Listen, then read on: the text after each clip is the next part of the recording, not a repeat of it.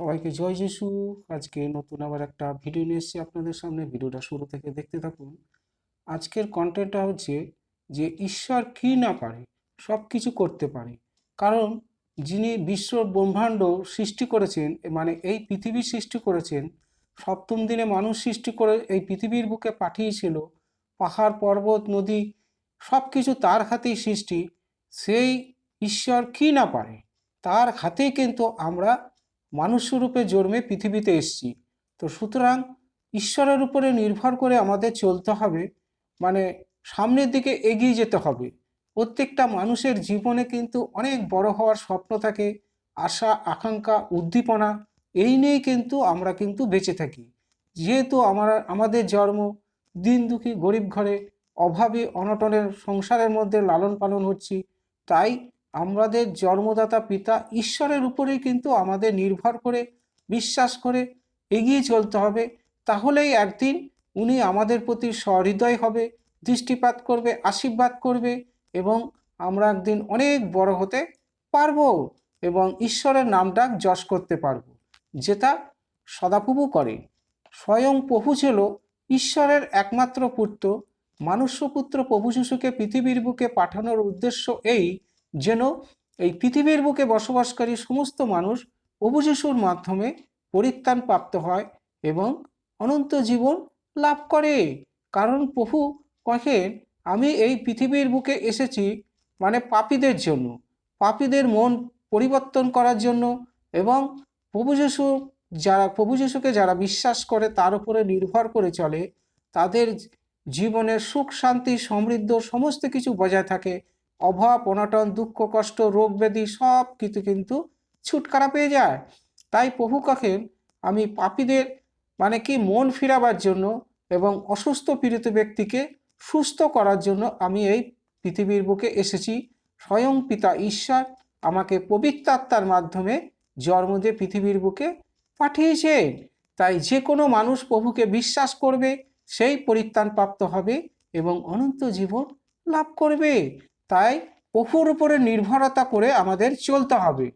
তাই প্রভু বলছে, আমি পিতাকে অনুভব করব, আর এমনকি সত্যের আত্মা চিরকাল তোমাদের সঙ্গে থাকার জন্য আরেক মানে সহায়তা তিনি তোমাকে দেবেন।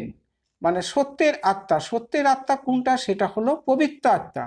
প্রভু কহেন, আমি পিতাকে অনুনয় করব, মানে অনুরোধ করে বলবো তোমাদেরকে, মানে সত্যের আত্মা চিরকালের জন্য তোমাদের সাথে যেন থাকে, সেইটা পাঠিয়ে দেবে। তখন শিষ্যটা বলল, চমৎকার, মানে বিস্ময়কর বিষয়। আবার যিশু কহিলেন, আমি তোমাদের ছেড়ে বহুদূর চলে যাচ্ছি, হ্যাঁ, যেখানে যাচ্ছি তোমরা সেখানে আমার সাথে আসতে পারো না, কিন্তু চিন্তা করো না, আমি এই মানে কি এই স্থানে তোমাদের জন্য আমার আত্মা মানে কি ত্যাগ করে চলে যাচ্ছি। মানে প্রভুর কাছে যে পবিত্র আত্মা আছে, সেই আত্মা ত্যাগ করে চলে যাচ্ছি।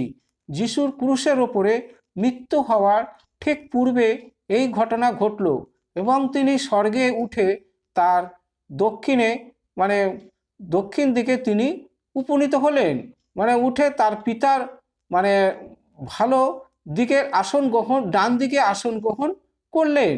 তিনি মানে আমাদেরকে একাকী করে যাননি।